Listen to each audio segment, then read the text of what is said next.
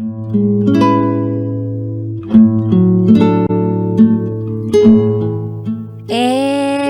now, it's time for DJ Rocky's Secret Files.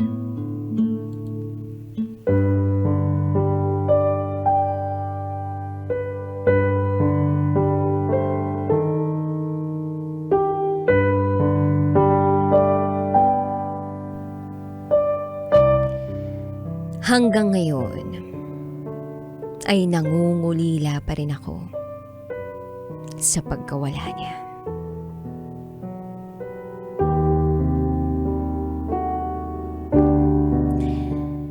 Hi DJ Rocky. Itago mo ko sa pangalang Nina.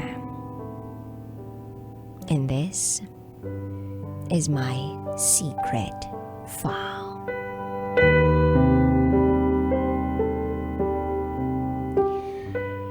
Year 2006, nung magkakilala kami ni Vic. Naipakilala siya sa akin ng barkada ko, na barkada rin niya. Nagkamabutihan kami, kaya lang, on and off ang relationship namin. Until nabuntis ako. Nag-aaral na ako ng college nung time na yun. Takot na takot ako noon kasi hindi ko alam kung paano namin sasabihin. Meron din kasi kaming problema noon. So nung nalaman ng pamilya ko na buntis ako, inilayo nila ako kay Vic. Inuwi nila ako sa ate ko sa Pasig. Pero nagulat na lang ako nang sumunod sa akin si Vic. Nag-ipon siya para makapunta sa akin doon. At ayun, may dala-dala siyang pagkain at gatas para sa akin. So eventually, naging okay rin sa pamilya ko si Vic. Dahil nakita naman nila yung pagsusumikap nito para sa amin ng anak namin. Kaya lang a year later, naghiwalay kami. Dahil natukso siya sa ibang babae. Dahil nga hindi kami nagsasama sa kadahilan ng baka raw mas madagdagan pa ang anak namin, pumupunta-punta lang siya sa bahay namin. Madalang siyang matulog doon. Hanggang sa nakilala niya nga yung babae niya. At ayun, galit na galit ako. Hindi rin naman sila nagtagal ng babae. Iniwan niya rin. Tapos bumalik siya sa akin. Pero isang malaking lihim yung pagkikita namin. Kasi nga, syempre, alam ng pamilya ko ang nangyari. Masama ang loob ng pamilya ko sa kanya. Pero kahit ganoon, mahal ko pa rin siya at hindi ko siya binitawan. 2 years old na yung panganay namin nang maging aircraft maintenance siya sa airport. Naganap siya ng mauupahan doon. Hindi alam ng pamilya ko na tuloy-tuloy pa rin kaming dalawa. Nagtanan kami. Kasama namin yung anak namin at nagsama kami sa isang bahay. Then ilang buwan nang lumipas ay umuwi rin ako sa amin. Humingi kami ng tawad sa mga kamag-anak ko. At sinabi niya sa mga kaanak ko na mahal niya kami ng anak ko. At hindi niya hahayaan na mawala pa kami sa kanya. Then year 2013, nabuntis ako uli. Tuwang-tuwa kami dahil babae yung anak namin. Yes, ang panganay namin ay lalaki at ang sumunod naman ay babae.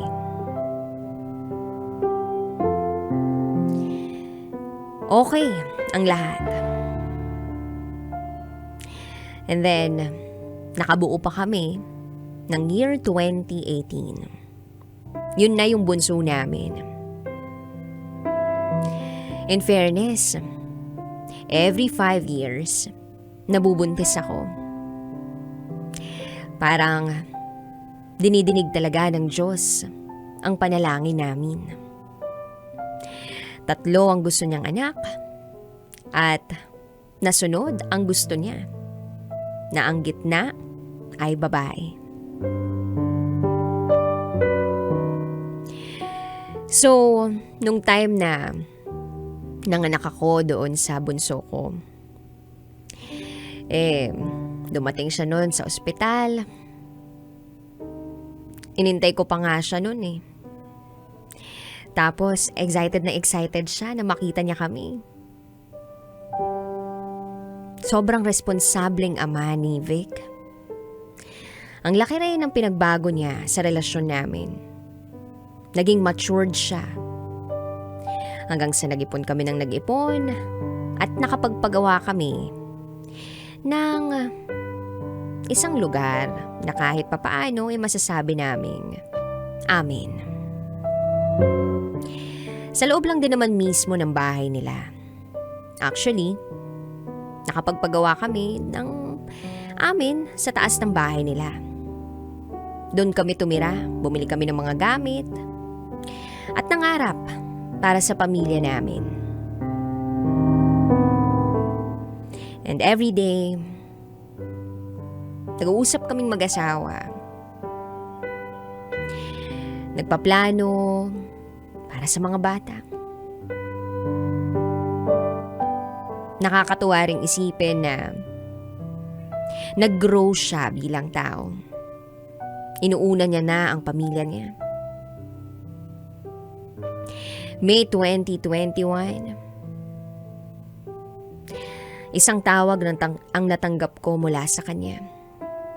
Umiiyak siya sa akin. Nasa Batangas siya noon. Ang sabi niya, hindi raw siya makahinga. First time niya raw makaramdam ng ganun. Takot na tatakot ako noon kasi hindi naman siya nagbibiro ng ganun. Pinabiyahe ko siya doon sa kasama niya kasi takot na takot ako nung time na yun eh. So dinala siya sa malapit na ospital sa amin, sumugod ako at nakita ko siya na hirap siyang huminga. Pawis na pawis. At nung hinawakan ko siya, ang lamig niya. That time, akala ko iiwan na niya kami.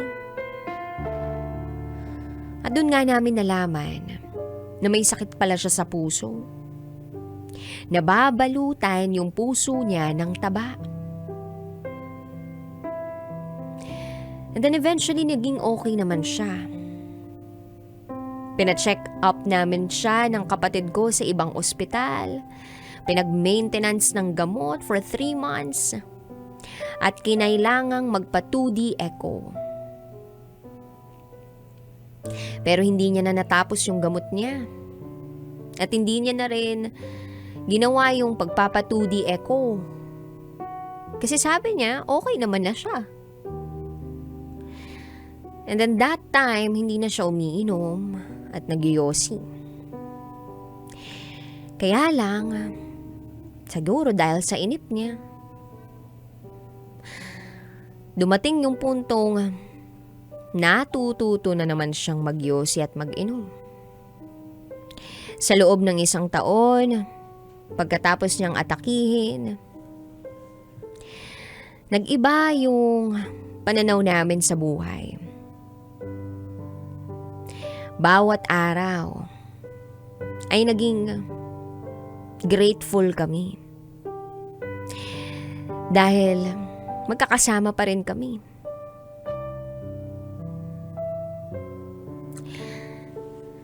Grabe. Ito pala yung pakiramdam na merong pangalawang buhay, yung taong mahal mo. Parang ayaw mong lumipas yung araw na hindi mo maipadama sa kanya na mahal mo siya. Kaya lang hindi ko rin maiwasang mag-isip paminsan kapag kinakausap niya yung mga anak namin. One time narinig ko siya, sinabi niya dun sa panganay namin na, "Wag kang pasaway ha, maging responsableng kuya ka. Kasi pag nawala ako, ikaw ang tutulong kay mama mo." Parang may kirot. At parang hindi ko kakayanin kung sakaling mangyari yun. Year 2022. New Year. Doon kami sa side ko nag-New Year. Nagsabi siya sa akin na gusto niya doon sa taas namin na ipinagawa kami mag-New Year. Gusto niya yung kami-kami lang ba?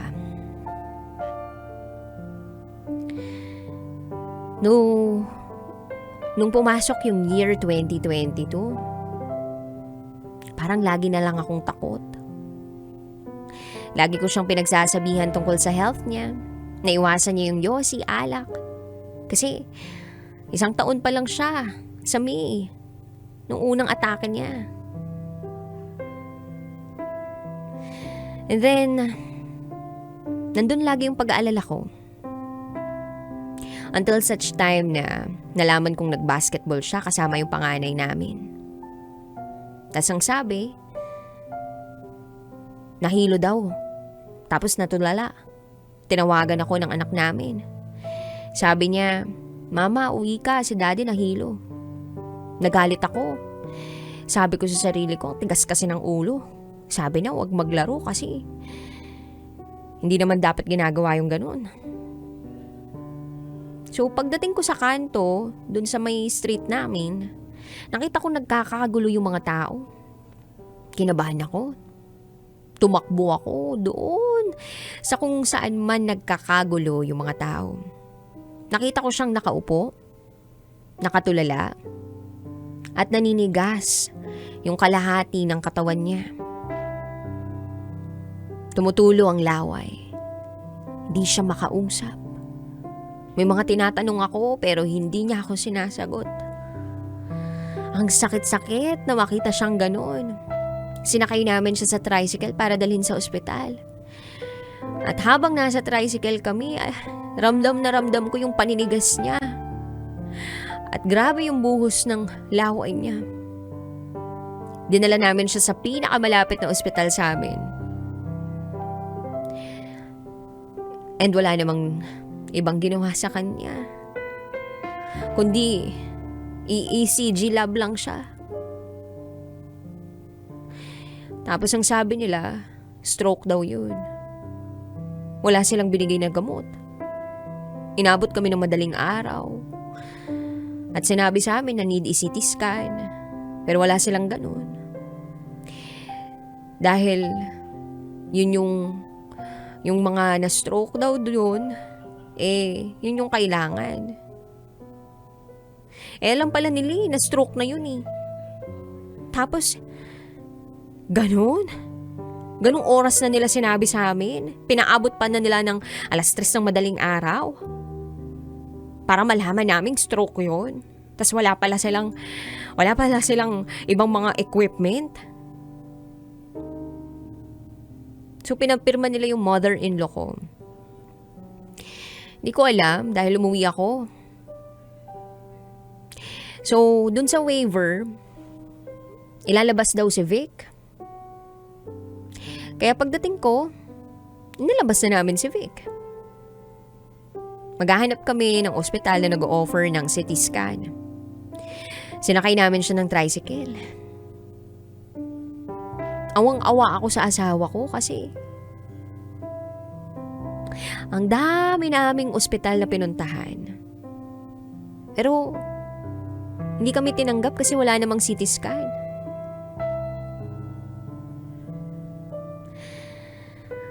Malamig at mahamog noon. Hindi ko rin alam kung ano pang pwede kong gawin para makatulong sa asawa ko. Until we decided na iuwi na lang muna siya sa bahay namin. At para makahanap kami ng ospital na may CT scan, nagtatawag kami ng mga kung sino-sino. So, eventually, yung kapatid niya, merong nairekomenda. May nahanap. 2 weeks siyang nasa ospital. Okay naman siya nung una. Pero inatake uli siya ng stroke habang nasa ICU. Kinailangan na daw niyang tubuhan kasi yung heartbeat niya bumabagal na. At hirap na siyang huminga. Hanggang sa nirevive na siya ng mga doktor. 8 beses. 8 beses siyang sinubukang i-revive. Kasi napakabata niya pa. Pinipilit ng mga doktor na mabuhay pa siya. Pero hindi na niya kinaya. Hindi na talaga bumabalik yung tibok ng puso niya.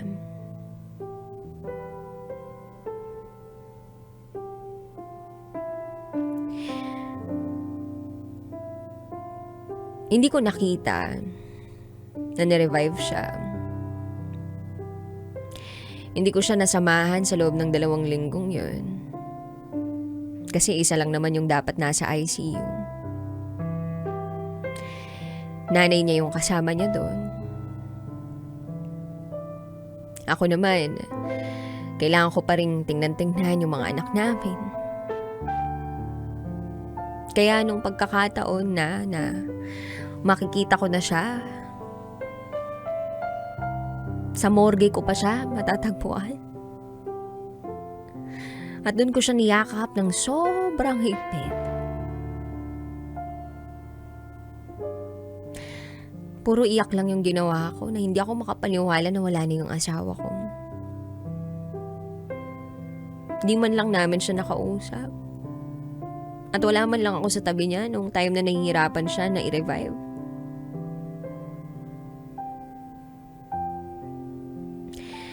Sa loob ng 16 years, magkasama kami. At maraming pagsubok ang dumaan sa amin. And supposed to be, ikakasal pa kami. Pero hindi na nangyari.